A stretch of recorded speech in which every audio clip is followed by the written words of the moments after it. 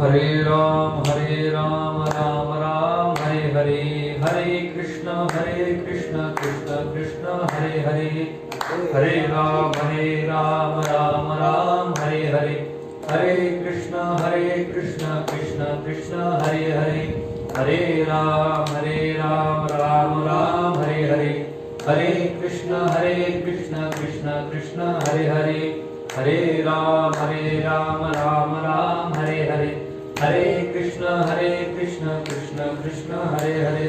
पुंडलीक वरद विठ्ठल श्री ज्ञानदेव तुकाराम दत्तात्रेय जनार्दन श्री एकनाथ महाराज की जय।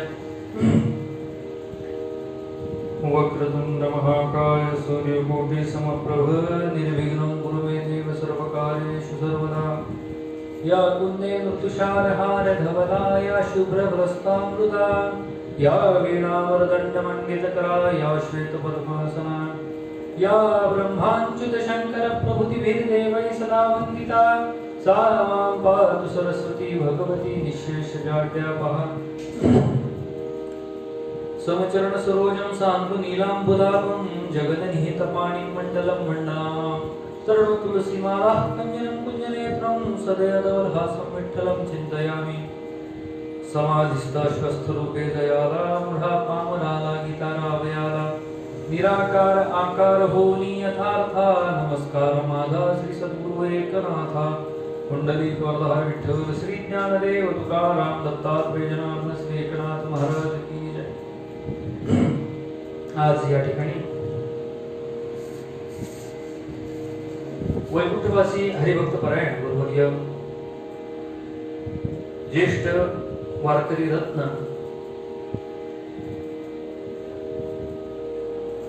गुरुवर्य किसन दादा महाराज निगडीकर यांच्या या फेसबुक पेजच्या माध्यमातून त्यांच्याच पुण्यस्मरणानिमित्त सुरू असलेली ही प्रवचन माला या ठिकाणी आजची प्रवचन रूपी सेवा माझ्यासारख्या अत्यंत छोट्या अशा लेकराकडे या ठिकाणी ही प्रवचन सेवा देण्यात आलेली आहे।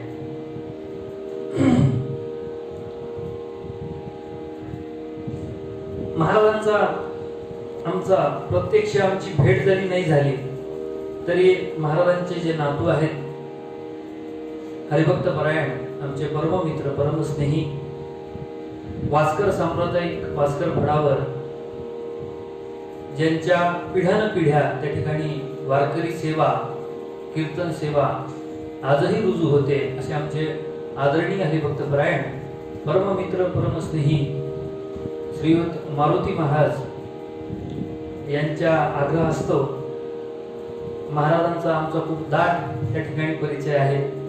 कर्नाटकातील बेंगलोर या गावाला आम्ही जवळपास 4 ते 5 दिवस सोबत होतो।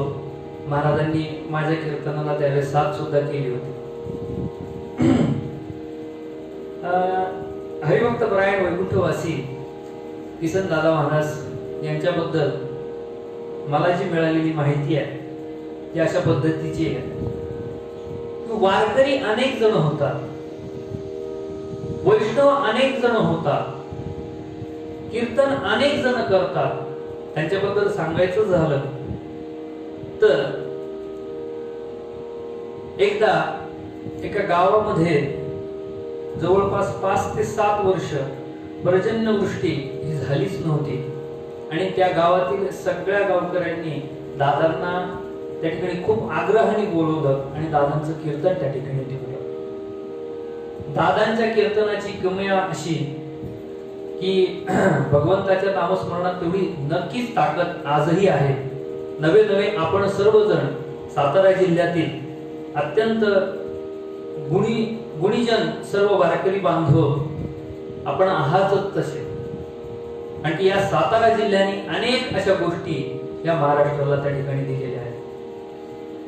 त्यामध्ये प्रामुख्याने ज्या वेळेस वैकुंठवासी हरिभक्त परायण किसन दादा महाराज यांचं या ठिकाणी ज्या वेळेस कीर्तन संपत आलं त्यावेळेस आपोआप त्या ठिकाणी त्या गावामध्ये गेल्या 5 ते 6 वर्षापासून पर्जन्यवृष्टी नव्हती।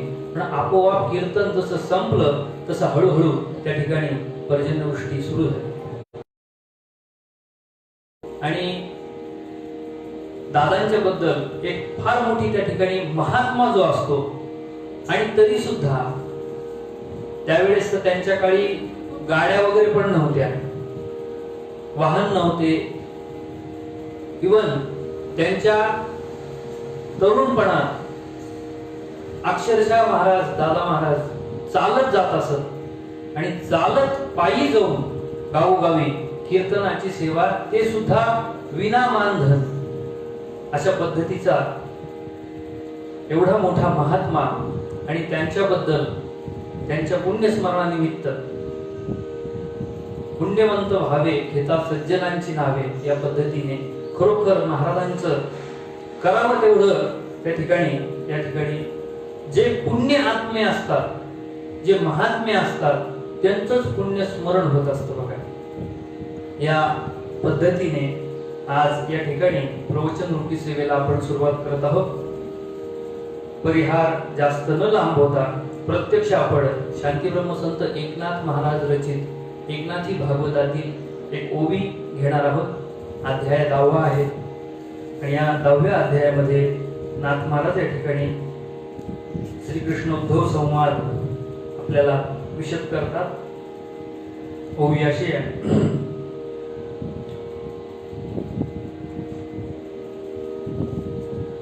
या ईश्वराची सत्ता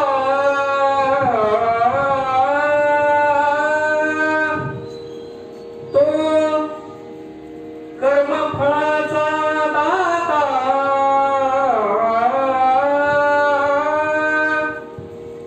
जीव सुख दुःखांचा भोगता, स्वतंत्रता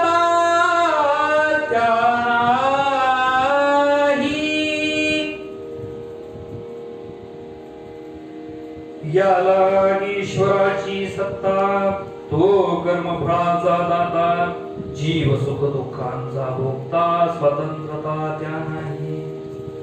शांती ब्रह्मसंत एकनाथ महाराज या ठिकाणी आपल्याला अशा पद्धतीने बोध करतात. या 10व्या अध्यायामध्ये श्रीमद भागवताच्या 11 स्कंदावर केलेली टीका म्हणजेच एकनाथी भागवत या ग्रंथातील ही ओवी.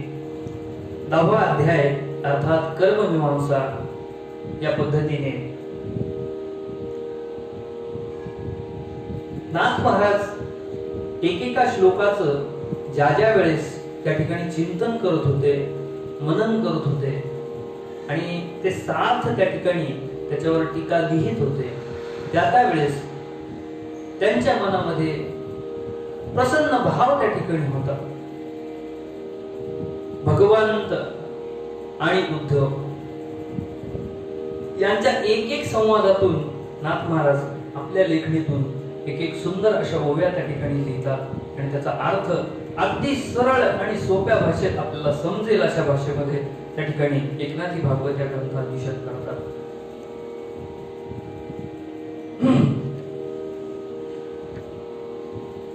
या ठिकाणी विषय असा आहे, शास्त्रामध्ये कर्माचे प्रकार, त्यातही कर्माचे प्रमुख प्रकार त्या ठिकाणी 4 पडतात आणि हे 4 प्रकार, एक पहिला म्हणजे नित्य कर्म, नैमित्तिक कर्म, काम्य कर्म या पद्धतीने असे 4 कर्माचे प्रकार त्या ठिकाणी सांगतात. त्यातही महत्वाचा कर्म म्हणजे कोणतं, ते म्हणजे स्वधर्म कर्म आचरण. जे कर्म करायला पाहिजे त्याला नित्य कर्म, आपण जे नेहमी करतो, दररोज न चुकता करतो. नित्य नेम नामी ते प्राणी दुर्लभ. हरिपाठ आपल्या दररोज म्हणायची गोष्ट आहे. हरिपाठाचा पाठ आपण दररोज करतो. त्याच पद्धतीने ज्या पद्धतीने माऊली सांगतात त्याच पद्धतीने महाराज भागवतामध्ये या ठिकाणी चिंतन सांगतायत की नित्य कर्मामध्ये कोणते कोणते कार्य येतात. नित्य कर्म म्हणजे नेमकं काय? नित्य कर्म म्हणजे जे आपण न चुकता करायला पाहिजे आणि करतो या पद्धतीने असणारे सर्व कर्म हे नित्य कर्मामध्ये मोडतात. नैमित्तिक कर्मामध्ये पण बऱ्याचशा गोष्टी वेगळ्या आहेत. त्याच्यानंतर काम्य कर्म आणि अकर्म. काम्य कर्म आणि अकर्म किंवा विकर्म आणि अकर्म दोन्हीही एकच बाजू आहे, समानार्थी शब्द त्या ठिकाणी वापरतात. काम्य कर्म आणि अकर्म म्हणजेच विकर्म, या दोन्ही गोष्टींची करण्याची गरज त्या ठिकाणी आपल्याला नाही, पण आपल्याला आपसूक नित्य आणि नैमित्तिक कर्म करता करता या दोन्हीही कर्म आपल्या हातून कधी घडतात याचा त्या ठिकाणी विचार आपल्याला त्या ठिकाणी सांगतात. सुंदर एक उदाहरण पण आहे. एक उदाहरण तुम्हाला सांगतो, दृष्टांत देतो, म्हणजे आपल्या असं लक्षात येईल. एक दिवस सुंदर अशा प्रकारची पूजा करणारा एक साधक, अर्थात आता तुम्हीच बघा, तुम्हीच ठरवा तो साधक होता का नाही. एक सुंदर अशी मूर्ती त्यांनी प्रभू रामचंद्रांची तयार केली, तयार करून घेतली आणि एका मूर्तिकाराला पैसे दिले आणि सुंदर अशा प्रकारची प्रभू रामचंद्रांची मूर्ती त्या ठिकाणी त्यांनी केली. आता अर्चन ही एक भक्ती आहे. ही भक्ती म्हणजे पूजा करणं भगवंताचं, त्या ठिकाणी हे नित्य कर्म झालं एका दृष्टीने त्या साधकाचं. बरं, नित्य कर्म करता करता आपण कसं काम्य कर्म किंवा जे कर्म करायला नाही सांगितलं धर्मशास्त्राच्या दृष्टीने, त्या पद्धतीने आपोआप आपल्या हातून होणारं कर्म कसं होतं, कसं घडतं, त्याचा विचार या ठिकाणी सांगतात. त्यामुळेच हा दृष्टांत या ठिकाणी देतोय तुम्हाला. मूर्ती आणली, प्राण प्रतिष्ठा त्या ठिकाणी झाली. अगदी सुंदर असा सागवान लाकडापासून तयार केलेला देव्हारा त्या ठिकाणी त्या मूर्तीला होता. सुंदर असे दागिने अलंकार प्रभू रामचंद्रांना त्या ठिकाणी त्यांनी घातले, सुंदर अशी पूजा केली, पण मनात भावच नव्हता. मनात काय नव्हतं? भावच नव्हता मनामध्ये. आणि जवळपास 4-5 वर्ष नित्य न चुकता कुठेही गावाला न जाता त्या पद्धतीने स्नान करून शुची होऊन पद्धतशीर अगदी त्यांनी त्या ठिकाणी त्या प्रभू रामचंद्रांची पूजा त्या ठिकाणी केली, पण मनात भाव नव्हता. पूजा केली. मी गेल्या 4-5 वर्षापासून त्या ठिकाणी प्रभू रामचंद्रांची पूजा करतोय, पण अजूनही मला सगुण रूपात प्रभू रामचंद्र त्या ठिकाणी दर्शन का देत नाही, असा विचार त्याच्या मनामध्ये त्या ठिकाणी त्याला खायला लागला. तरी बऱ्याचशा ठिकाणी आपल्या मित्रांमध्ये गावामध्ये चर्चा केली.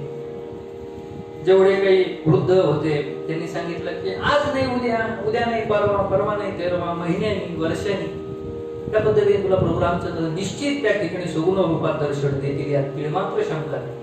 तू तुझं कार्य चालू ठेव, तू तुझं कर्म करत राहा, कर्म करे, फलकी अपेक्षा ना करे, असं सांगितल्यावर त्याच्या मनात त्या ठिकाणी तो भाव नसल्यामुळं त्याने काय केलं, परत त्या मूर्तिकाराकडे गेला आणि आता म्हणला, हे बा मूर्तिकार दादा, तुम्ही सुंदर अशा प्रकारची प्रभू रामचंद्रांची मूर्ती मला तयार करून दिली होती 5 वर्षापूर्वी. आता मला अशाच पद्धतीने अशीच तेवढीच सुबक, तेवढीच रेखीव, तेवढीच सुंदर दिसणारी आता श्रीकृष्णाची मूर्ती तयार करा. त्याला वाटलं प्रभू रामचंद्रांची सेवा झाली, आता तू कृष्णाची पण सेवा करायला लागलाय. मूर्तिकाराने परत तो म्हणला 2 महिने लागतील, हो म्हणला 3 महिने घे. आणि 3 महिन्यानंतर त्या मूर्तिकाराने परत त्याला निरोप पाठवला, म्हणला दादा तुमची मूर्ती त्या ठिकाणी तयार. त्यांनी त्याला काय ठरल्याप्रमाणे पैसे दिले, मूर्ती घेऊन आला. मूर्ती आणल्यानंतर त्यांनी काय केलं, प्रभू रामचंद्रांची मूर्ती त्या ठिकाणी त्या देवारातून बाहेर काढली आणि प्रभू रामचंद्रांच्या मूर्तीविषयी, प्रभू रामचंद्रांविषयी त्याच्या मनात एवढी द्वेष भावना त्या ठिकाणी निर्माण झाली. त्यांनी काय केलं, ती मूर्ती घेतली आणि इथून पुढे मी जेवढे काही उपचार करीन कोणाचे, श्रीकृष्णाचे, त्या उपचारापैकी मग त्याला लावलेलं असेल मी अत्तर, त्याला चंदन लावलंय, चंदनाचं गंध त्या ठिकाणी लावलं, कस्तुरीचं, चंदनाचं, आणि उदबत्ती अगरबत्ती ओवाळून त्या ठिकाणी त्याला धूप दीप नैवेद्य करून आरती सुद्धा त्याची केली आहे. या पद्धतीने या सगळ्यांचा सुगंध सुद्धा त्याला नाकामध्ये त्याच्या येऊ नये म्हणून त्यांनी काय केलं, त्या प्रभू रामचंद्रांच्या मूर्तीच्या नाकामध्ये, त्या मूर्तीच्या नाकामध्ये 2 कापसाचे बोळे घातले. बोळे म्हणा, गोळे म्हणा, तुम्हाला जसं समजेल त्या पद्धतीने घ्या. आशय लक्षात घ्या फक्त. का की उदबत्ती ओवाळल्यानंतर उदबत्तीचा सुगंध जो निर्माण होतो, या ठिकाणी काहीतरी तांत्रिक बिघाड झाल्यामुळं लाईव्ह बऱ्याच जणांना या ठिकाणी दिसत नव्हतं, म्हणून कट करून परत आपण त्या ठिकाणी सुरू करतोय. नाथ महाराज त्या ठिकाणी जीवाची पारतंत्रता सांगतात आणि ती सांगत असताना नाथ महाराज एक ओवी लिहित आहेत की जीव बापुडे सदा दीन, कर्मे करुनी कर्माधीन, कर्मफळ दाता तो भिन्न, सुख दुःख जाण तो भोगवी. म्हणजे सुखही देणारा तोच आहे आणि दुःखही देणारा तोच आहे. पण पारमार्थिक सुखाची अपेक्षा या ठिकाणी आपण नेहमी करायला पाहिजे. प्रापंचिक सुखाची अपेक्षा या ठिकाणी करून काहीही उपयोग नाही. बघा, आपला विषय थोडा अर्धवट राहिला म्हणून पूर्ण करतो. मी आताच सांगितलं की पारमार्थिक सुख हे अत्यंत महत्वाची गोष्ट आपल्या जीवनामध्ये आहे. पारमार्थिक सुख कसं मिळेल आणि प्रापंचिक सुख कसं मिळत राहतं, पण त्याची किंमत आपल्याला नाही. ते चिरकाळ टिकणारं नसतं. थोडक्यात सांगायचं म्हणजे चिरकाळ टिकणाऱ्या सुखाची आपण अपेक्षा करायला पाहिजे. जीव हा अत्यंत दीन त्या ठिकाणी म्हणलेला आहे. जरी दुर्लभ नरदेह असला तरी सुद्धा नरदेह दुर्लभ जाणा, शतवर्षाची गणना, त्यामध्ये दुःख यातना तुम्ही आठवा मधुसूदना. अत्यंत दुर्लभ जरी असला नरदेह तरी सुखही देणारा भगवंतच आहे आणि दुःखही देणारा सुद्धा भगवंतच आहे. या पद्धतीने पण प्रापंचिक सुख हे चिरकाळ टिकणार नाही. पण नरदेह मिळाल्यानंतर मनुष्य जन्मापासून ते मरेपर्यंत, इहलोकीची यात्रा संपेपर्यंत मनुष्य हा नेहमी या प्रापंचिक सुखाची अपेक्षा करत राहतो आणि त्या ठिकाणी अध्यात्मापासून हळूहळू दूर व्हायला. असाच विचार एक दिवस एक महाराज त्या ठिकाणी कीर्तनाला जात असतात. त्यांच्या गाडीमध्ये काहीतरी बिघाड झाली आणि म्हणून ती गाडी दुरुस्त करून ड्रायव्हरला सांगितलं की गाडी दुरुस्त करून त्या ठिकाणी तू त्या गावाला आण, मी तोपर्यंत कीर्तनाची वेळ होत आली आहे आणि 1 तासभराचा रस्ता त्या ठिकाणी राहिला, म्हणून मी बसनी त्या ठिकाणी त्या गावाला कीर्तनाला जातो. असं म्हणल्यानंतर त्या ठिकाणी तो ड्रायव्हर म्हणाला, ठीक आहे, काय हरकत नाही महाराज, तुम्ही पुढे व्हा, मी गाडीचं काम करून आलोच. महाराज त्या ठिकाणी एसटी मध्ये बसले आणि प्रचंड एक पिलेला एक मनुष्य त्या ठिकाणी महाराजांच्या अगदी जवळच बसला. बरं, बसला तर बसला, हरकत नाही. त्या ठिकाणी हळूहळू महाराजांच्या जवळ येऊ लागला आणि जवळ आल्यानंतर महाराजांची तो मांडी खाजू लागला. आता ते पिलालच गिराईक, त्याला काय कळणार आहे काय. मांडी खाजवायला लागला. अक्षरशः परिणामी दुःखाची प्राप्ती महाराजांना. त्या मांडीतून रक्त आलं, धोतर लाल झालं आणि ज्यावेळेस आग व्हायला लागली त्यावेळेस महाराज ओरडलं, अरे कशाला खाजवतोय माझी मांडी. तो म्हणला, काही प्रॉब्लेम झालाय का.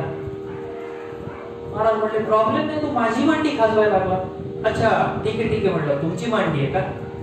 मला वाटलं माझीच आहे म्हणे. मग माझी कुठे गेली म्हणजे. दृष्टांत या ठिकाणी संपला. सांगण्याचं जसं तात्पर्य माझं हे आहे की ज्या पद्धतीने ती मांडी त्याची नसून त्याला भासते, त्याच पद्धतीने संसारी जीवाला या ठिकाणी सुखाचा असाच आभास आहे, दुसरा काहीही नाही. संसारी जीवाला प्रत्येक वेळेस प्रापंचातलं सुख अत्यंत हवंसं वाटतं. ज्या पद्धतीने काम्य कर्म आहे त्याच पद्धतीने दुःखाची त्या ठिकाणी निर्मिती आहे. दुःख कधी निर्माण होतं, ज्यावेळेस आपल्या हातून विहित कर्म, जे करायला नाही पाहिजे किंवा अकर्म होतं त्यावेळेस त्या ठिकाणी दुःखाची प्राप्ती आहे. पुढे चला. नाथ महाराज यानंतरची ओवी त्या ठिकाणी लिहितात ती म्हणजे या लागी ईश्वराची सत्ता. म्हणजे हे सिद्ध झालं की भगवंताच्या सत्तेशिवाय या भूतलावरचं पान सुद्धा हलत नाही. हलत का? बिलकुल नाही. मग एका दृष्टीने चिंतन आपण करायला गेलो तर आपल्या असं सुद्धा लक्षात येऊ शकतं की चाले हे शरीर कोणाची आहे सत्य, किंवा कोकिळा सुंदर गाते पण तिचा कोणीतरी बोलविता धनी वेगळाची आहे ना. मासा त्या ठिकाणी पाण्यातला मासा, उदाहरण सगळे संतांचेच तुम्हाला देतो, माझ्या मनाचं काहीही बोलत नाही. जावे त्याच्या वंशात तेव्हा कळेल. तो पाण्यात त्या ठिकाणी जगतो, पाण्याच्या बाहेर आला की ऑटोमॅटिक आपोआप मृत होतो. ही निर्मिती कोणाची आहे? बघा, साधी गोष्ट आहे. जे या भूतलावर भगवंताचं अस्तित्व मानत नाही त्यांच्यासाठी त्या ठिकाणी मी सांगतो. काही प्रश्न आहेत, उत्तर पण मीच देतो, प्रश्न पण मीच विचारतो. या ठिकाणी चिंतन आपण करतोय.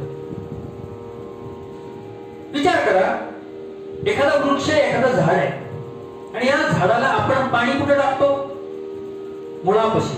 कुठे टाकतो? मुळापाशी.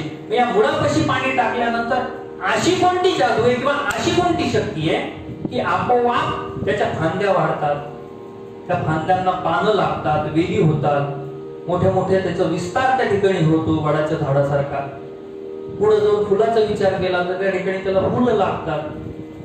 त्याच्याही पुढे गेलो, कापसाचं घेतलं उदाहरण आपण, तर कापूस सुद्धा आपण पेरल्यानंतर काय होतं, हळूहळू त्याचं झाड होतं. झाडानंतर त्याला कैऱ्या लागतात आणि या कैऱ्यातून काय निर्मिती? आपल्याला कापसाची निर्मिती होते. ते कैऱ्या फुटतात आणि फुटून त्याला काय लागतं? कापूस लागतो. त्याच पद्धतीने मग आपण जर मुळाला पाणी देतोय, आपण जर मुळाला त्या ठिकाणी खत टाकतोय, आपण जर त्या मुळाला त्या ठिकाणी त्याचं संगोपन करतोय, त्याच्याजवळ असलेला घास गवत आपण सगळं कापून टाकतोय, अशी कोणती शक्ती आहे बाबा की आम्ही पाणी खाली टाकतोय आणि त्या ठिकाणी वर त्याची वाढ होतीये? मग हे पाणी नेमकं जातं कुठं? हे पाणी जातं मुळाला. कुठं जातं? मुळाला. मग मुळं वाढले पाहिजे, फांद्या कस काय वाढतात? मग हे फांद्या वाढवणारा कोणीतरी तरी शक्ती काम त्या ठिकाणी करत असेल का नाही? याच अर्थी भगवंताचं अस्तित्व या भूतलावर आहे का नाही? म्हणूनच म्हणलं की जगव्यापक हरी नाही कसे म्हणावे. या पद्धतीने जर आपल्या हातून पारमार्थिक सुख आपल्याला त्याची अपेक्षा आपण करत असू तर ती मिळतो ना. पारमार्थिक सुखाची अपेक्षा सुद्धा करायची गरज नाही. आपोआप आपल्याला मिळणार सुख म्हणजे पारमार्थिक सुख आहे. बघा, भाव जसा आपला आहे त्या पद्धतीने आपल्याला देव भेटत असतो. आपला भाव त्या ठिकाणी श्रेष्ठ पाहिजे. आताच रामाचं आणि कृष्णाच्या मूर्तीचं उदाहरण आपल्याला सांगितलं. आता त्या तांत्रिक अडचणीमुळे बऱ्याच जणांना ते पूर्ण ऐकू आलं का नाही मला पूर्णपणे माहिती त्या ठिकाणी त्याची मिळालेली नाही. पण असो, आपल्याकडे वेळ सुद्धा अत्यंत कमी राहिला आहे. त्याच पद्धतीने भगवंत उद्धवाला त्या ठिकाणी सांगतात एक महत्वाची गोष्ट. नाथ महाराज ती ओवीमध्ये लिहितात, नास्तिक वसे ज्याचे ठाई. भाव कैसा देव? नास्तिक वसे ज्याचे ठाई, त्यासी मी सर्वथा कोठे नाही. आस्तिक्यवंताला गे पाही, मी सर्वा ठाई तिष्ठतू. म्हणजे नास्तिकांनी जर विचार केला की भगवंत आहे का नाही, मी एकाच झाडाचं तुम्हाला उदाहरण सांगितलं, अजून माझ्याकडे भरपूर तशी उदाहरणं आहेत. चाले हे शरीर कोणाची आहे सत्य या पद्धतीने जर बोलायचं झालं तर जगात सगळ्या गोष्टींचा कारखाना आहे का नाही? साखरेचा कारखाना आहे,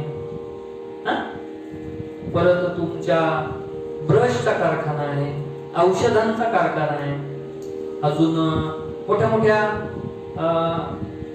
वस्तूंचा कारखाना आहे त्या ठिकाणी, भांडे बनवणं, मोठ्या मोठ्या त्या ठिकाणी बिल्डिंग आपण उभा करू शकतो.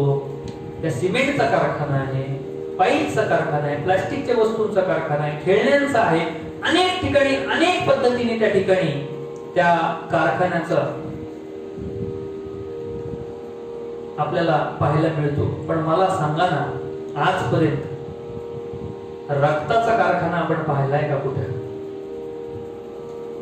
आपल्या शरीरामध्ये, प्राण्यांच्या शरीरामध्ये, नरदेहामध्ये जे रक्त असतं, त्या रक्त कुठं त्या ठिकाणी बनणारा कारखाना आजतागायत आहे का? काय एखाद्या डॉक्टरने टाकला या कोरोनाच्या काळात? मला पण माहित नाही, नसलं तर सांगा बरं का, माझ्या माहितीत तरी भर पडेल. ज्या पद्धतीने रक्ताचा कारखाना आजतागायत कुठेही नाही, त्याच पद्धतीने मला सांगा हे रक्त बनतं कुठं? रक्त बनतं कुठं? रक्त बनवणारा सुद्धा कोणती तरी शक्ती त्या ठिकाणी आहे. ज्या पद्धतीने वृक्षाला आपण खालीच पाणी दिलं तर त्याच्या फांद्या त्या ठिकाणी वाढतात, आणि त्या पद्धतीने रक्ताचा सुद्धा कारखाना या ठिकाणी या भूतलावर कुठेच नाही. रक्त द्यायचं जरी गरज पडली ना, रक्त डोनीत करावं लागतं. रक्तदानाचं शिबिर आपल्याकडे भरपूर घेण्याची पद्धत आहे. हे काय माहितीये? त्याला एका विशिष्ट दर्जाच्या फ्रीज मध्ये ते रक्त वर्ष दीड वर्ष 2 वर्ष त्या ठिकाणी सांभाळल्या जातं. त्याच्यावर रासायनिक अभिक्रिया त्या ठिकाणी होती. पण हे रक्त असं कुठं गेलं की विकत मिळतंय अशी ही वस्तू नाही. म्हणजे हा बनवणारा सुद्धा कोणीतरी आहे, आणि ही शक्ती म्हणजे काय? ती म्हणजे भगवंत. नाथ महाराज याच पद्धतीने सांगतात. मला सांगा, ज्याच्या ठायामध्ये, ज्याच्या चित्तामध्ये सतत भगवंत नाही अशी संकल्पना, त्याला आपण नास्तिक म्हणतो. भगवंत जो मानत नाही त्याला नास्तिक म्हणतो. आज योग काही वेगळाच आहे. लाईट पण गेलेत आता. असो, ठीक आहे, काय हरकत नाही. आपल्याला भगवंताची सेवा करायची आहे, आणि या पद्धतीने पुढे जाऊन नाथ महाराज अजूनही चिंतन करतात. आस्तिक्याने जेव्हा जेव्हा माझी आठवण जरी केली, नवे जेव्हा जेव्हा मला त्या ठिकाणी माझं स्मरण केलंय, आणि स्मरण केल्या त्या ठिकाणी मी त्याच्यासाठी अखंड त्या ठिकाणी लगेच उभाच आहे. कारण तो कैवल्याचा गाभा आहे. उभा भाविकांसाठी विठू कैवल्याचा गाभा, किंवा माझे भक्त गाती जेथे, या पद्धतीने ज्या ठिकाणी माझं नामस्मरण होईल, माझं नामचिंतन होईल, त्या ठिकाणी सदैव त्या ठिकाणी मी आहे. हा भाव या ठिकाणी नाथ महाराज आपल्याला या ओळीमध्ये सांगतात. पुढे जाऊन नाथ महाराज आपल्याला सांगतात, तो आत्मा मी त्याचे देह, मी ध्याता तो माझे ध्यान ध्येय, मी ज्ञाता तो शुद्ध ज्ञेय, ऐसा पढिये तो आम्हा. ध्येय, ध्याता आणि ज्ञान या त्रिपुटीचा त्या ठिकाणी विचार या ओवीमध्ये आपल्याला नाथ महाराज करतात असं लक्षात येतं. तो जो मूर्ती आहे तर मी त्याचा यजमान आहे. तो राम आहे, मी त्याचा यजमान आहे, मी त्याची पूजा करतोय. तो जो आरती आहे, पंचारती आहे, तर मी त्यातली वात आहे. तो जो ज्योत आहे, मी त्यातलं तूप आहे. त्याच पद्धतीने तो ध्येय असेल तर धाता तो आहे, ध्याता तो आहे. तो ज्ञेय असेल तर ज्ञान त्या ठिकाणी मी आहे. आणि पुढे जाऊन नाथ महाराज भगवंत त्या ठिकाणी उद्धवाला सांगतात की उद्धवा, हे एकात्मता भक्ती सज्ञान ज्ञाते येणे भजती, तया मज अभेद प्रीती, तू वाही या रीती भजावे. तू मला कसं भज, तू माझी सेवा कशी कर, याचं त्या ठिकाणी सखोल चिंतन नाथ महाराज आपल्याला सांगतात. जे उद्धवाला भगवान श्रीकृष्णाने या ठिकाणी भागवतामध्ये सांगितलं, नाथ महाराज त्याबद्दल चिंतन करतात की एकात्मता भक्ती. नाथ महाराजांबद्दल सुद्धा असाच विचार पैठणचेच एक संत श्री कृष्ण दयाळू महाराज यांनी रचित दशक स्तवन जे नाथ महाराजांवर लिहिलेलं आहे, यामध्ये सुद्धा हा शब्द त्या ठिकाणी आलेला आहे आणि तो शब्द असा की एकात्मता. एकात्मता जाणूनी भाव एका, एकादशाची करी शुद्ध टीका, जनार्दनाचे प्रिय पात्र पाही, त्या एकनाथा स्मरतो सदाई. असा विचार आहे. एकात्मता म्हणजे काय? जरी भगवंताचे रूप अनेक असले तरी सुद्धा या ठिकाणी आपुला तो एक देव करूनी घ्यावा. आपला एक ठरवून घ्यायचा, त्या पद्धतीने आपण त्याची सेवा करायला पाहिजे. प्रभू रामाची सेवा केली तरी सुद्धा ती पांडुरंगाला, दत्ताला, देवीला, कृष्णाला सगळ्यांना मिळतेच. फक्त त्या ठिकाणी भाव अत्यंत महत्वाचा आहे. आणि भाव तैसा देव या नियमाप्रमाणे जसा आपला भाव आहे त्याच पद्धतीने आपल्याला देव भेटत असतो. पुढे जाऊन नाथ महाराज आत्म्याचा विचार या ठिकाणी सांगतात. आत्मा नश्वर आहे. नैनन छिंदंती शस्त्राणी नैनन दहती पावका. आपल्याला भगवद्गीता सांगून गेली. या पद्धतीने आत्मा म्हणजे काय, नाथ महाराज याचं दृष्टांत त्या ठिकाणी देतात. एका दिव्याचं उदाहरण देतात. ज्या पद्धतीने आपण घरामध्ये एखादा दिवा लावलाय, तो दिवा विचार करतोय का की माझा प्रकाश कुठवर पडतोय. माऊली पण याच्यात सुंदर चिंतन करतात ज्ञानेश्वरीमध्ये. का घराची या उजेडू करावा, पारकिया अंधारू पाडावा, हे नेणेची गा पांडवा दीपू जैसा. तो विचार करत नाही मी किती लांब पडेन, माझा प्रकाश त्या ठिकाणी जाईल, तोपर्यंत त्या ठिकाणी मी माझा प्रकाश देण्याचं काम त्या ठिकाणी करतात. त्याच पद्धतीने दिव्याचं उदाहरण नाथ महाराज सुद्धा आपल्याला सांगतात की त्याचा कुठल्या प्रकारे कोण काय कार्य करतंय, कोण काय कर्म करतंय, याचा अजिबात त्याला काही देणं घेणं नसतं, त्याचा संबंधच नसतो. त्याच पद्धतीने आपल्या देहामध्ये आपला आत्मा आहे. त्याला कुठल्या प्रकारचा त्याच्याशी देहाचा आणि आत्म्याचा तसा पाहिला तर लांब लांबपर्यंत संबंध नाही. पण दिवा लावलाय हे ज्या पद्धतीने त्रिकालबाधित सत्य, त्याच पद्धतीने देहामध्ये आत्मा आहे हे सुद्धा त्याच पद्धतीने त्रिकालबाधित सत्य या ठिकाणी नाथ महाराज सांगतात. पुढे जाऊन सत्शिष्याचे 8 लक्षणं आपल्याला नाथ महाराज या ठिकाणी सांगतात आणि हे 8 लक्षणं सांगून या ठिकाणी आपली प्रवचन रूपी सेवा आजपुरती या ठिकाणी आपण आटपती घेतोय. चांगल्या शिष्याकडं या 8 सद्गुणांचा विचार या ठिकाणी भागवतामध्ये नाथ महाराज आपल्याला सांगतायत. पहिली गोष्ट अशी आहे 8 पैकी, ती म्हणजे निराभिमानता. अर्थात त्या शिष्याला आपल्या गुरुकडून आपला अपमान झाला, आपला सन्मान झाला, याचं देहभान विसरून तो त्या ठिकाणी फक्त त्या ठिकाणी त्याची सेवा, सद्गुरूंची सेवा हेच माझं अभिप्रेत कर्म आहे हेच लक्षात घेतो. तो त्या पद्धतीने निराभिमानता त्याच्या अंगी पाहिजे. पुढे जाऊन निर्मत्सरता, कुणाविषयी द्वेष भावना त्या ठिकाणी नसली पाहिजे आणि आपल्या ज्ञानाचा गुरुकडून मिळालेला आपल्याला जे ज्ञान आहे त्या ठिकाणी आपला अभिमान तो दाखवता कामा नये. हे दुसरं लक्षण. तिसरं दक्षता, गुरुच्या आज्ञेचं पालन करणं हे माझं आद्य कर्तव्य आहे असा भाव त्या ठिकाणी त्याच्या मनामध्ये पाहिजे. तिसरी गोष्ट देहममता व अहंकार त्याग. देहममता आणि अहंकाराचा त्याग त्या ठिकाणी पाहिजे. मी कोण आहे, मी उच्चवर्णीय आहे, बाकीचे नीचवर्णीय आहेत असा विचार त्याच्या मनामध्ये चुकून सुद्धा आला नाही पाहिजे. आणि एखाद्या गोष्टीचा अहंकार त्याला होता कामा नाही. अहंकाराचा वारा न लागो राजसा, माझ्या विष्णुदासा भाविकासी. पुढे जाऊन सद्गुरु सेवा. सद्गुरूला आपले सर्वस्व मानणं, सर्व नाती त्यांच्याशीच जोडणं ही सुद्धा एका प्रकारची सेवाच आहे. या पद्धतीने सद्गुरूंच्या सेवेमध्ये कुठल्या प्रकारे त्या ठिकाणी बाधकता न येता अगदी चांगल्या मनाने आणि विनम्र भावनेने त्या ठिकाणी सद्गुरूंची सेवा करायला पाहिजे. त्यानंतर अंतःकरणाची निश्चलता. अंतःकरण कसं पाहिजे, चित्त कसं पाहिजे, शुद्ध पाहिजे. जर चित्त शुद्ध असेल तर शत्रूसुद्धा मित्र होतो. जगद्गुरु तुकोबाराय महाराजांचं उदाहरण.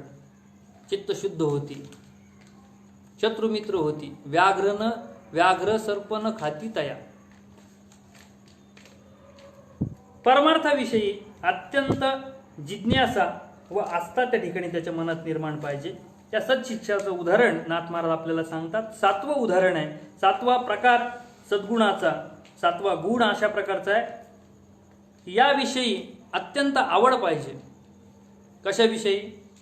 परमार्थाविषयी अत्यंत आवड पाहिजे. बया मी ₹1.25 दिला आणि गुरु केला, असा गुरु करून काहीच उपयोग नाही. आणि या जगात, या कलियुगात तर चुकून सुद्धा असा गुरु करू नये. ज्याच्या आपल्या मनामध्ये ज्याच्याविषयी नितांत भाव आहे, नितांत श्रद्धा आहे, नितांत प्रेम आहे, यांनाच त्या ठिकाणी गुरु आपण मानणं आणि यांनाच गुरु करून घेणं ही अत्यंत काळाची त्या ठिकाणी गरज आहे. पुढं आणि शेवटचं आणि महत्त्वाचं त्या ठिकाणी सांगतात की एकांताची मनापासून आवड पाहिजे त्या शिष्याला. एकांतामध्ये काय होऊ शकतं? आता इथं 2 भाव या ठिकाणी सांगितले, असूया असणे किंवा एकांतामध्ये माणसाला भगवंताविषयी त्या ठिकाणी आपोआप आठवण भगवंताची होणं आणि भगवंताविषयी वात्सल्य निर्माण होणं, प्रेम निर्माण होणं हे अत्यंत महत्त्वाची गोष्ट. या अशा 8 प्रकारच्या त्या ठिकाणी शिष्यामध्ये जर असतील तर निश्चित तो सत्शिष्य असं म्हणला जातो. या 8 प्रकाराची, या 8 सद्गुणांची त्या ठिकाणी माळ जो गळ्यात नित्य नियमाने वागवणारा असतो त्याला सत्शिष्य असं म्हणतात. यामध्ये प्रामुख्याने सगळेजण म्हणतायत वेळ वाढू नका, वेळ वाढू नका. पण ठीक आहे, एक अजून तुम्हाला याच संबंधाने आलेला दृष्टांत या ठिकाणी देतो आणि आता प्रवचनाची सेवा त्या ठिकाणी आटोपती घेतो. आणखी प्रवचनाचे सुद्धा काही नियम आहेत. आता लाईट गेलेत हरकत नाही आणि मध्ये पण आपला तांत्रिक थोडा बिघाड झाला, हरकत नाही, ठीक आहे. शिष्याचं वर्णन, शिष्याच्या संबंधाने शिष्य कसा पाहिजे आणि कसा असावा त्या संबंधाने या ठिकाणी एक दृष्टांत आपल्याला या ठिकाणी सांगतो. जगामध्ये अनेक गुरु आहेत, जगामध्ये अनेक शिष्य आहेत, पण खरा शिष्य आणि खरा गुरु कसा हे कसं ओळखायला पाहिजे एक दृष्टांत आपल्याला या ठिकाणी सांगतो. पारधी समाज आपण नाव ऐकलं असेल. पारधी समाज, फाशी पारधी म्हणतात त्यांना. त्यांनी काय करायचं, जंगलामध्ये शिकार करायची पशु पक्ष्यांची आणि त्यांचं जे मांस आहे त्याची विक्री करायची आणि त्याच्यावर आपला उदरनिर्वाह चालवायचा. परंपरागत ती सुद्धा फाशी पारधी समाज या ठिकाणी आहे. आणि या समाजाचा असा नित्यनेम दिनक्रम चालू असताना एकदा एका गावामध्ये सप्ताह चालू असताना एका कीर्तनातून एका कीर्तनकार महाराजांनी त्या ठिकाणी सांगितलं की आयुष्यात तीर्थयात्रा करू नका, एक वेळ चालेल, देवाचं दर्शन घेऊ नका, एक वेळ चालेल, पण आयुष्यात एकदा ना एकदा, कधी ना कधी सद्गुरू करून घ्या. आणखी सद्गुरू शिवाय दुसरा तरुणोपाय कोणताच नाही, असं ज्यावेळेस त्यांनी सांगितलं त्यावेळेस त्या ठिकाणी त्या शिष्यानी, त्या पारध्यानी विचार केला की आपल्याला काहीही माहीत नाही, आपल्याला कसं शक्य आहे आणि आपण आता कसा गुरु करावा, सद्गुरू कसं करून घ्यायचं आहे. पण इथून पुढं मी ज्यावेळेस आता या जंगलामध्ये शिकार करायला जाईल त्यावेळेस शिकार करत असताना जे कोणी व्यक्ती मला पहिल्यांदा भेटेल ती माझी त्या दिवशीपासून त्या ठिकाणी सद्गुरू, मी त्यांना सद्गुरू असं म्हणेल. असं ठरवल्यानंतर 1-2 दिवस त्या ठिकाणी वेळ गेला. 1-2 दिवसामध्ये त्याला कुणीही भेटलं नाही आणि तिसऱ्या दिवशी मात्र सकाळी अगदी पंच उशककाली त्या ठिकाणी पहाट झाली, सूर्योदय झाला आणि सूर्योदय झाल्यानंतर एक त्या ठिकाणी साधू बाबा, अत्यंत म्हणजे भगवे वस्त्र त्या ठिकाणी परिधान केलेले, गळ्यामध्ये माळा आणि खरंच सात्विक त्या ठिकाणी सत्पुरुष होते आणि दाढी जटा वगैरे वाढलेल्या त्यांच्या. आणि त्या पद्धतीने ते त्या नदीवर स्नान करण्यासाठी, आपला अन्निक करण्यासाठी त्या ठिकाणी त्या नदीकडं मार्गस्थ होत असता या पारध्यानी त्या ठिकाणी त्या सद्गुरूंना पाहिलंय सद्गुरूंना पाहिल्यानंतर एवढा आनंद झाला. त्यांना पाहून तो लगेच म्हणला की सापडला. कोण सापडला? माझा सद्गुरू सापडला. आणि तो पळतच गेला त्यांच्याकडं आणि पळत जाऊन त्यांचे पाय धरले, चरण धरले, चरण स्पर्श केलं, नमस्कार केला. आणि नमस्कार केला असता त्यांनी विचारला, अरे तू कोण आहे बाबा? मी कोण आहे? तू कोण आहे? माझी तुझी ओळख नाही. ओळख नसता तू माझ्या पाया पडतोय, काय भानगड आहे नेमकी? मग त्यांनी कीर्तनकार महाराजांनी जी हकीकत सांगितली ती त्यांना सांगितली. म्हणजे त्या पद्धतीने माऊली ज्ञानेश्वर महाराज सुद्धा या ठिकाणी ओवी लिहितात ज्ञानेश्वरीमध्ये, म्हणून जाण तेणे गुरु भजीचे, तेणे कृतकार्य होईजे, मूळ सिंचने सहजे, शाखा पल्लव संतोषती. ज्ञानेश्वरीतली ओवी आहे.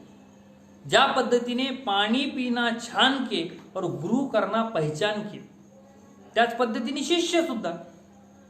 गुरु फक्त ओळखून करायचा आणि मग शिष्य कसा करायचा? शिष्य सुद्धा ओळखूनच करायला पाहिजे. त्या पद्धतीने त्या साधूबाबांनी ठरवलंय की आता या शिष्याची आपण परीक्षा घेऊ आणि परीक्षा घेतल्यानंतर हा योग्य आहे का अयोग्य आहे आणि मगच त्याला त्या ठिकाणी उपदेश आपण देऊ, आपली माळ घालू. तो म्हणला, अरे असं गुरु करणं सोपी गोष्ट नसती रे, गुरु करणं सोपी गोष्ट नसती, त्याच्यासाठी भरपूर काही गोष्टीचा त्याग आहे. तो म्हणला, महाराज सांगा तुम्हाला कोणता प्राणी आवडतो? मी सुंदर त्या ठिकाणी स्वयंपाकी म्हणला. मी एखादा प्राणी तुम्ही जो सांगाल तो आणतो, त्याचं मस्तपैकी कालवण बनवतो आणि तुम्हाला त्या ठिकाणी देतो म्हणले. साधू बाबा म्हणले, बाबा कालवण वगैरे या काही गोष्टी मला चालत नाही, मी जेवणच करत नाही, तर तू काय मला आणून देणार आहे? मनात म्हणले, पण याची परीक्षा घ्यायची ठरवली की हा शिष्य खऱ्या अर्थाने सद्गुणी आहेत. आणि परीक्षा घ्यायचं ठरवल्यानंतर त्यांचं असं लक्षात आलं की आता ह्याला कोणता प्राणी आणायला हवा. त्यावेळेस साधूबाबांनी उत्तर दिलं. साधूबाबा म्हणाले, हे बघा, तुमचा हा त्या ठिकाणी व्यवसाय आहे, तुमचा उदरनिर्वाह त्या ठिकाणी याच्यावर चालतो. तुम्ही एक काम करा, एक असा निळसर रंगाचा पक्षी म्हणलाय आणि या निळसर रंगाचा पक्षाच्या चतुर्भुज म्हणला, तो 4 हाताचा आहे, 4 हात आहेत त्याला. आणि या 4 हातामध्ये एका हातात शंख, एका हातात चक्र, एका हातात गदा, एका हातात पद्म, अशा पद्धतीचा तो पक्षी आहे. निळसर रंगाचा आहे. नाव मला त्याचं माहीत नाही, पण या जंगलामध्ये 100% तुम्हाला सापडेल. तेवढा पक्षी मला तू सापडला की आणून दे, मग आपण पुढचं उपदेशाचं बघू. ठरल्याप्रमाणे तो पण तयार झाला. म्हणला, एवढंच पाहिजे ना, काय हरकत नाही, मी आणतो म्हणला. गेला जंगलामध्ये. पहिला दिवस गेला. मुळात त्याला कळायलाच पहिला दिवस लागला की असा पक्षी आजपर्यंत मी पाहिला नाही. मी आजपर्यंत शेकडो हजारो पक्षी मारलेत आणि असा पक्षी आजपर्यंत पाहिला नाही. तुम्ही तरी पाहिलाय का? पहिला दिवस गेला, दुसरा दिवस गेला, तिसरा दिवस गेला, 8 दिवस झाले. त्याला काही तो पक्षीच सापडणार. आता काय करायचं विचार करू लागलाय. आणि विचार करत असता असता त्या ठिकाणी त्यांनी ठरवलं की आपल्या गुरूंची पहिलीच आज्ञा आपण जर प्रमाण मानत नाही, आपण त्यांना साधा एक पक्षी आणून देऊ शकत नाही, तर आपला जगून तरी काय या ठिकाणी फायदा आहे. त्यांनी मस्तपैकी चिता त्या ठिकाणी रचली आहे. लाकडं गोळा केले, चिता रचली. म्हणलं आता आपण आपल्या इच्छेने त्या ठिकाणी आपण त्या ठिकाणी त्या अग्नीमध्ये उडी मारून आपली ही इहलोकीची यात्रा संपवू. आणि चकमक केली आहे, दगड घासला एकामेकाला, ठिकाणी अग्नी प्रज्वलित झाला. आणि अग्नी प्रज्वलित झाल्यानंतर त्या ठिकाणी चिता पेटवली आहे आणि उडी मारणार तेवढ्यात भगवंताला ज्याचा सखा हरी त्यावरी विश्व कृपा करी या न्यायाप्रमाणे त्या ठिकाणी तो पक्षी नवे नवे साक्षात प्रभू विष्णू आपल्या त्याच्या खांद्यावर त्या ठिकाणी येऊन उभा बसलाय. आणि त्यांनी पाहिलंय की अरे आपल्या साधूबाबांनी जसं वर्णन केलं त्याच पद्धतीने हा पक्षी आहे. तसाच आपल्या कमरेचं एक जाळं काढलंय आणि ते जाळं त्याच्यावर टाकलं, त्या जाळ्यात त्याला बांधलंय मागं आणि मग पुढे आणलं. साधूबाबा तोपर्यंत झोपडीत उपाशी तापाशी, पाण्याशिवाय साधूबाबाला काहीही साधन त्या ठिकाणी नाही. पण साधूबाबा त्या ठिकाणी थांबले गेले नाही. त्याच्या झोपडीमध्ये थांबले, नदीच्या जवळच होती. आणि त्या ठिकाणी परत स्नानाच्या वेळेस जात असताना त्या ठिकाणी तो पक्षी घेऊन आला आणि जोरात आवाज देऊ लागला, साधूबाबा साधूबाबा. तुम्ही सांगितलेला पक्षी मला सापडला, मी घेऊन आलोय, त्याला पिंजऱ्यात बांधलंय. म्हणले आता सांगा फक्त कोणत्या रश्श्यात बांधवायचं. मी याचं सुंदर अशा प्रकारचं कालवण आपल्याला बनवून देतो. तुम्ही सांगा त्या पद्धतीने तिखट टाकतो, तुम्ही म्हणा त्या पद्धतीने तुम्हाला खायला देतो. आता तुम्ही मला त्या ठिकाणी उपदेश द्या आणि मला शिष्य त्या ठिकाणी तयार करा. असं म्हणल्यानंतर साधू बाबा पहिले घाबरले. मुळात याला पक्षी असा सांगितला मी की जो कोणालाच सापडू शकत नाही, तरी सुद्धा त्या ठिकाणी याला सापडलाय, हरकत नाही. आण बाबा त्याला जाळ्यात कशाला ठेवलं. म्हणले बाबा जाळं काढ. म्हणले अरे तो उडून जाईल गुरु महाराज. नाही नाही नाही नाही, तो उडण्यासाठी आलाच नाही. म्हणले तू काढ पहिले जाळं. त्याचं जाळं काढलं, तो काही उडला नाही, काही नाही, उडायसाठी आलाच नव्हता हो. तो सांगण्याचा हेतू काय, उडायसाठी तो आलाच नव्हता. आणि हे झाल्यानंतर साधू बाबांनी आता सांगितलंय, आता काय करायचं, काहीच नाही. म्हणला तू नदीहून पाणी आण, जे काय जंगलात तुला मिळतील ते फुलं त्या ठिकाणी तुम्ही घेऊन या, आणि फुलं आणल्यानंतर तू विधिवत त्या ठिकाणी माझी पूजा कर. पूजा केल्यानंतर मी तुला गुरुमंत्र त्या ठिकाणी देतो आणि मग हा पक्षी आपण सोडून देऊ. म्हणले यार सोडायसाठी आणायचा का, मी 8 दिवस घातले, चिता रचली, त्यांनी सगळं सांगायला सुरुवात केली. पण तुम्ही सांगितलं आणि तुम्हीच त्या पद्धतीने त्या ठिकाणी आणायला सांगितल्यामुळं मी आणलंय, आणि तुम्ही आता याचं काहीतरी करा. तो म्हणला तू काहीच काळजी करू नका, आता मी जसं सांगाल त्या ठिकाणी तू ऐकायचं. गेले, त्यांनी पाणी वगैरे आणलंय, स्नान वगैरे केलंय, पद्धतीने पूजा केली. साधूबाबांची चरणस्पर्श त्या ठिकाणी, चरण धुतले, पूजा केली, गंध लावलंय, फूल वाहिलं, पाया पडला, गुरुमंत्र त्या ठिकाणी त्याला दिला. आणि आता म्हणले आता हा जो पक्षी आहे हा पक्षी नसून साक्षात प्रभू विष्णू आहे. आता मी ज्या पद्धतीने त्यांना नमस्कार करतो त्या पद्धतीने तू सुद्धा नमस्कार कर. आणि दोघांनी साक्षात प्रभू विष्णूंना त्या ठिकाणी अगदी साष्टांग हे करी दंडवत या नमस्काराच्या पद्धतीने त्या ठिकाणी नमस्कार दोघांनी केला. दोघांनाही सगुण रूपात भगवान श्री प्रभू विष्णूंनी त्या ठिकाणी दर्शन दिलंय, आणि दर्शन घेऊन भगवान विष्णू त्या ठिकाणी अंतर्धान पावले. दृष्टांत माझा या ठिकाणी संपला. सांगण्याचं तात्पर्य माझं असं आहे, या ठिकाणी जर यदा कदाचित त्याला तो पक्षी मिळालाच नसता, पण भगवंताची कृपा झाली आणि तो सत्शिष्य होता, हे 8ही गुण त्याच्या अंगी होते, म्हणून त्या ठिकाणी भगवंतानी आपल्याला त्या ठिकाणी सांगितलंय, म्हणून आपल्याला या ठिकाणी यायचंय. याच पद्धतीने तो आला आणि गुरु त्या ठिकाणी त्याची सेवा केली, आणि त्या ठिकाणी त्याच्यानंतर तो गुरूंची सेवा त्या ठिकाणी करू लागला. झालेली सेवा या ठिकाणी समाप्त करण्यापूर्वी या लागी ईश्वराची सत्ता असं जरी म्हणलं तर हरकत नाही. या लागी ईश्वराची सत्ता, या दृष्टांताप्रमाणे या लागी ईश्वराची सत्ता, तो कर्मफळाचा दाता. कर्म केलं चांगलं म्हणून दर्शन मिळालं सगुण रूपात विष्णूंचं. जीव सुख दुःखांचा भोगता, स्वतंत्रता त्या नाही. त्याला स्वतंत्रता त्या ठिकाणी नाही, तो कायम पारतंत्र्यात राहील. एवढं सांगून जे काय चुकीचं असेल, जे काय तांत्रिक अडचणी सुद्धा या ठिकाणी आल्या, त्याबद्दल सुद्धा सर्वांच्या चरणी नतमस्तक परत एकदा होतो. आणि जे काय योग्य असेल ते माझ्या सद्गुरू एकनाथ महाराजांची कृपा माझ्यावर झालेली, माझ्या सर्व गुरुजनांचे आशीर्वाद आहेत. आणि जे काय योग्य असेल तेच आपण घ्यावं, अयोग्य असेल ते इथंच या ठिकाणी सोडून द्यावं. झालेली सेवा शांतीब्रह्म संत एकनाथ महाराज श्री विजय पांडुरंगाच्या चरणी आणि आपल्या सर्वांच्या चरणी त्या ठिकाणी रुजू करतो, आणि आपल्या सेवेला त्या ठिकाणी पूर्णविराम देतो. कुंडलिक वरदहरी विठ्ठल श्री ज्ञानदेव तुकाराम दत्तात्रय जनार्दन श्री एकनाथ महाराज की जय. विठ्ठला विठ्ठला विठ्ठला विठ्ठला विठ्ठला विठ्ठला विठ्ठला विठ्ठला विठ्ठला. कुंडलिक वरदहरी विठ्ठल श्री ज्ञानदेव तुकाराम दत्तात्रय जनार्दन श्री एकनाथ महाराज की जय. आमचे नवीन नवीन व्हिडिओ पाहण्यासाठी पुष्कर महाराज गोसावी या चॅनलला सबस्क्राईब करा.